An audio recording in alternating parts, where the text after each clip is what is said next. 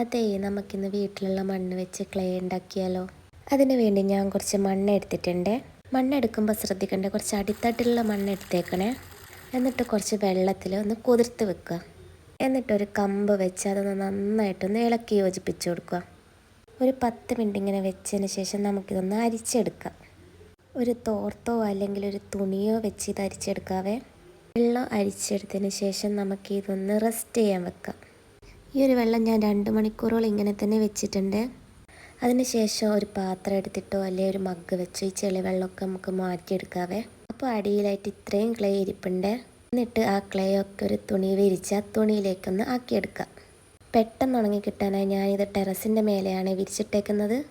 തുണിയിൽ നിന്ന് ഇങ്ങനെ അടർന്ന് വരുന്നതാകുമ്പോൾ നമ്മുടെ ക്ലേ ഇവിടെ സെറ്റായിട്ട് കിട്ടിയിട്ടുണ്ടെന്നാണ് അർത്ഥം.